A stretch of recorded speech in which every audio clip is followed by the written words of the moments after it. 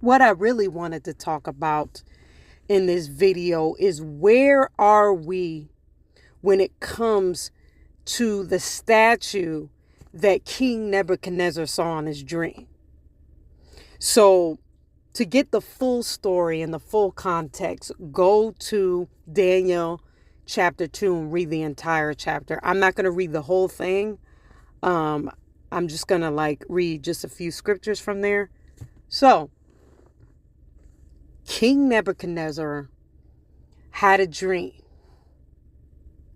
And he woke up from that dream and he wanted to know the meaning of his dream, right? And so God gave him, really powerful. I would say God gave him a prophetic dream.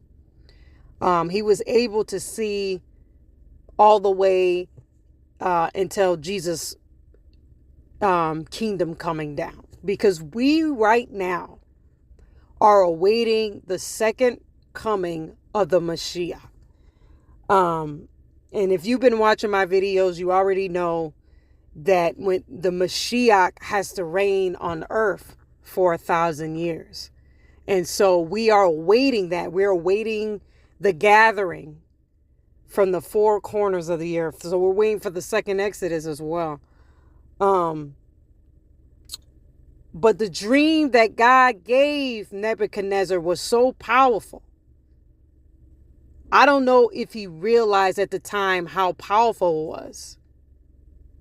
But he was given a prophetic dream. And so he wanted the wise men, the astrologers, or whatever they were, he wanted them to tell him the dream and then tell him what it meant. It's just think about it. You have a dream. Like, say I have a dream, right? But I want you to tell me what the dream is and what it means. And a lot of times when people have dreams, they tell the dream, but they want somebody to interpret the dream. This was kind of different, right? Nebuchadnezzar was like, look, I want you to tell me what dream I had and then tell me what it means. So I know you guys aren't messing with me. You know what I mean? So he was looking for somebody to decode this dream among his, wise men, like I said, astrologers or whatever they were. And they could not tell him what the dream was and what it meant. And so he got upset and he wanted all the wise men executed. And that included Daniel and his 3 friends, right? And so Daniel was like, okay, well, I'll be the one to speak to the king and stuff. And so we know that Daniel, he was able to get what the dream was in the interpretation of the dream. But only the Most High can do something like that. Only God can do the impossible. So Daniel was there and God gave Daniel the interpretation. And so, they go into the dream and we know it's a big, huge statue, and then it represents different empires to come. So the head of the statue was represented Babylon, and that was King Nebuchadnezzar's whole kingdom. And then after that, it was the Persians, and then after that, I believe the Greeks and the Romans, and then you had the 10 toes, which was mixed with iron and clay. So, where are we when it comes to King Nebuchadnezzar's dream? And it has not been fully fulfilled. Most of it has, but all of it hasn't been fulfilled. Remember when I told you guys that, Revelations or the book of Revelations is not the only book that is just full of prophecy. You know, when it comes to end time prophecy, you have to go to the Old Testament. You got to go to the prophets. And so this is proof of that. Here we are, Daniel chapter 2 and 17. Then Daniel went to his house and made the thing known to Hananiah, Mishael, and Azariah, his companions, that they would desire mercies of the God of heaven concerning this secret, that Daniel and his fellows should not perish with the rest of the wise men of Babylon. Then was the secret revealed unto Daniel in a night vision. Then Daniel blessed the God of heaven. Daniel answered and said, Blessed be the name of God forever and ever, for wisdom and might are his. And he changed the times and the seasons. He removeth kings and setteth up kings. He giveth wisdom unto the wise, and knowledge to them that know understanding. He revealeth the deep and secret things. He knoweth what is in the darkness, and the light dwelleth with him. I thank thee and praise thee, O thou God of my fathers, who has given me wisdom and might, and has made known unto me now what we desire of thee. For thou hast now made known unto us the king's matter. Therefore Daniel went in unto Arioch, whom the king had ordained to destroy the wise men of Babylon. He went and said this unto him, Destroy not the wise men of Babylon. Bring me in before the king, and I will show unto the king the interpretation. Then Arioch brought in Daniel before the king in haste, and said thus unto him, I have found a man of the captives of Judah, that will make known unto the king the interpretation. The king answered and said to Daniel, whose name was Belteshazzar, Art thou able to make known unto me the dream which I have seen, and the interpretation thereof? Daniel answered in the presence of the king and said, The secret which the king hath demanded cannot the wise men, the astrologers, the magicians, I was trying to say magicians earlier, the soothsayers, show unto the king.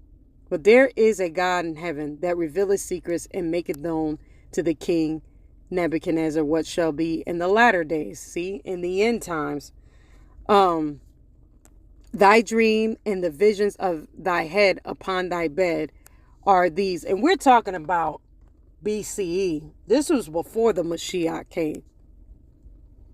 As for thee, O king, thy thoughts came into thy mind upon thy bed, what should come to pass hereafter, and he that revealeth secrets maketh known to thee what shall come to pass.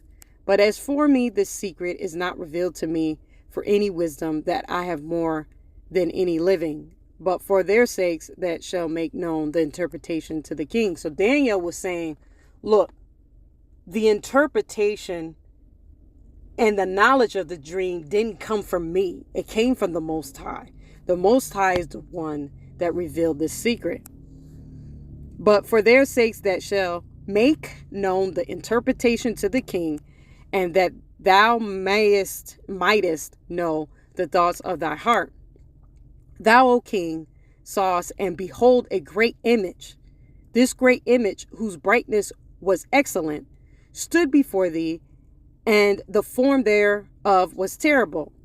The image head was of fine gold, his breast and his arms of silver, his belly and his thighs of brass, his legs of iron, his feet part of iron and part of clay. See, the feet was part iron and part clay. Thou sawest till that a stone was cut out without hands, which smote the image upon his feet that were of the iron and the clay, and break them into pieces. So thinking of this statue, different parts representing different kingdoms to come. Then was the iron, the clay, the brass, the silver, and the gold broken to pieces together, and became like the chaff of the summer threshing floors, and the wind carried them away, that no place was found for them.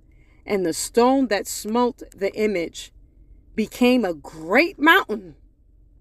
The stone that smote the image, we're talking about that statue, became a great mountain and filled the whole earth. This is the dream, and we will tell the interpretation thereof before the king. Thou, O king, art a king of kings, for the God of the heaven hath given thee a kingdom, power, and strength, and glory. And wheresoever the children of men dwell, the beasts of the field and the fowls of the heaven hath he given into thy hands, and have made thee ruler over them. Thou art this head of gold. And I'm sure God gave Daniel the wisdom on how to speak to the king. And after thee, speak to him, tell him what God says without disrespecting him, And after thee shall arise another kingdom inferior to thee, and another third kingdom of brass, which shall bear rule over all the earth. And the fourth kingdom shall be strong as iron, for as much as iron breaketh into pieces, the subdueth all things, and as iron that breaketh all these shall it break in pieces and bruise. And whereas thou sawest the feet and toes, part of the potter's clay and part of the iron, the kingdom shall be divided, but there shall be in it of the strength of iron. For as much as thou sawest the iron mixed with merry clay, and as the toes of the feet were part of iron and parts of clay, so the kingdom shall be partly strong and partly broken.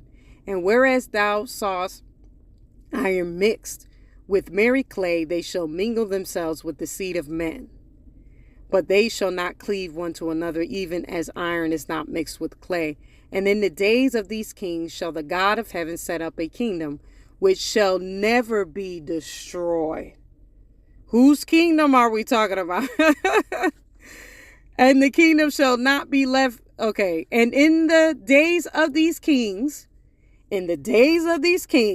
shall the God of heaven set up a kingdom which shall never be destroyed.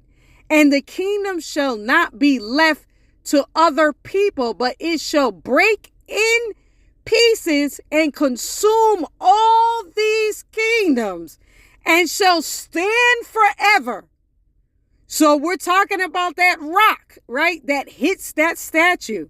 For as much as thou showest that the stone was cut out of the mountain without hands, and that it break in pieces the iron, the brass, the clay, the silver, and the gold, the great God hath made known to the king what shall come to pass hereafter, and the dream is certain, and the interpretation therefore sure. So that kingdom that is coming, we are waiting for the Mashiach's kingdom to come. And remember, like I said in another video, all these kingdoms that are going on now, when the Mashiach returns, they're going to go away, because his kingdom no kingdom is going to last forever except the Mashiach's kingdom, right? So we are waiting for the Mashiach's kingdom to come. Once that kingdom comes, that's it. There is no other kingdoms coming after that. So all other kingdoms have an expiration date. We are waiting for the Mashiach. Mashiach's kingdom will come, and it will last, hallelujah, forever. And that's who represents the stone, is the Mashiach. Now, where are we when it comes to that statue? We are at the 10 toes. I used to think, we're waiting for the 10 toes to come. We're waiting for the beast to come. Actually, the 10 toes, we are in that kingdom right now. And I may do another video talking about why I believe it's the 10 toes. But like I always tell you guys, do your own research, do your own due diligence, and don't just take my word for it.